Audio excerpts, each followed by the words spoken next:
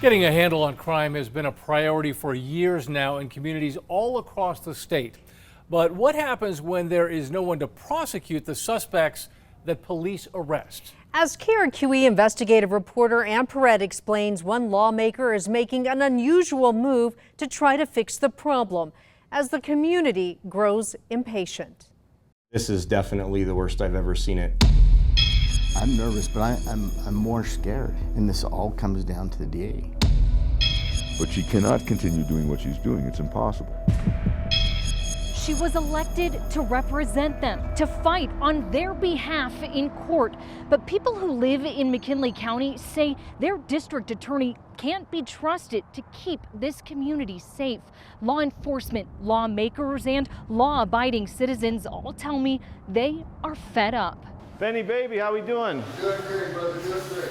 Chuck Van Drunen opened 305 Fire in December. How hot's the oven? In the heart of downtown Gallup. We wanted to make a space for people where they could hang out and just have a lot of positive activity. So when he and a few neighbors started noticing criminal activity near his business, they created a community watch group.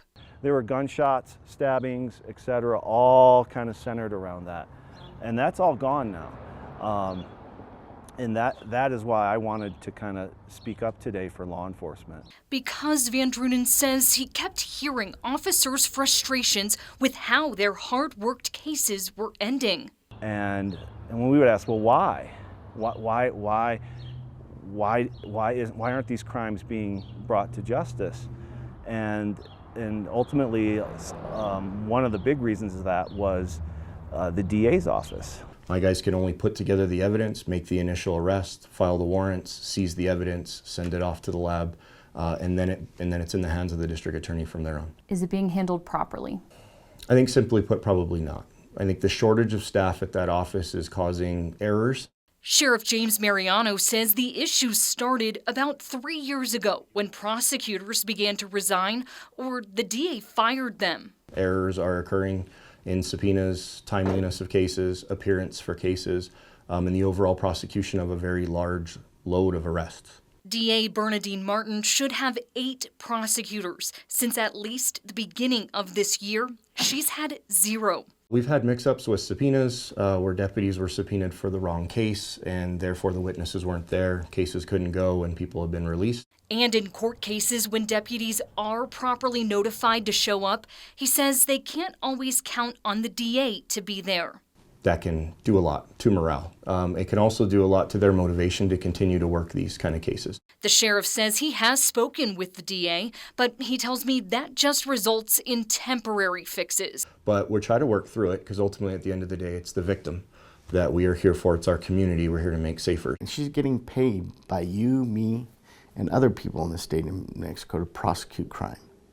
And it's not happening. State Senator George Munoz has heard from victims' families, judges, the DA's employees. She just got that environment where nobody wants to work there, and it's on her. Munoz shared a long list of issues the DA's staff disclosed to him, instances of the DA yelling at and belittling them, questioning an employee's chronic medical condition, and denying overtime. You can't go back and tell your employees you're going to have to change your timesheets, or I'm going to change your timesheets, and you're not allowed overtime. That's what was happening. Mm-hmm. The dysfunctions become noticeable to defense attorneys, too. I like Bernadine, but I don't know what the heck she's doing. Trial attorney William Stripps worked in McKinley County since 1996.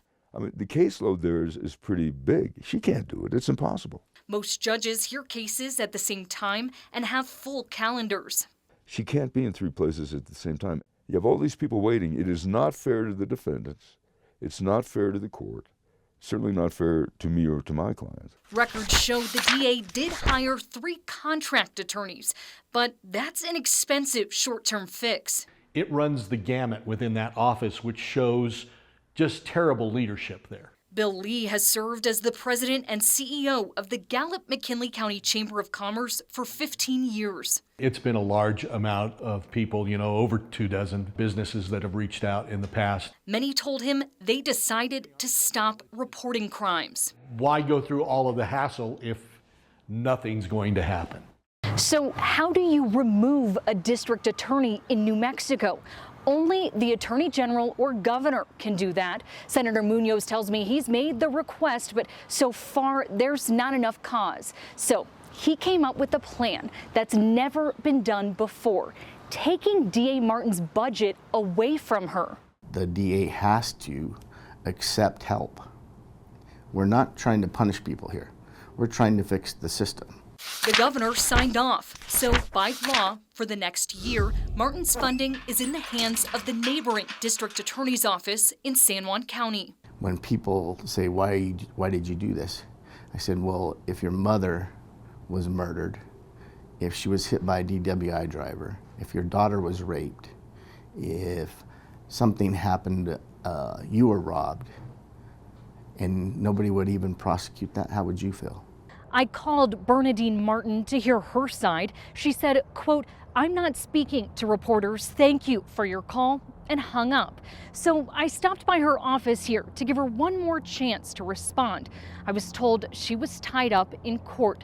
The DA did send a couple of emails, though.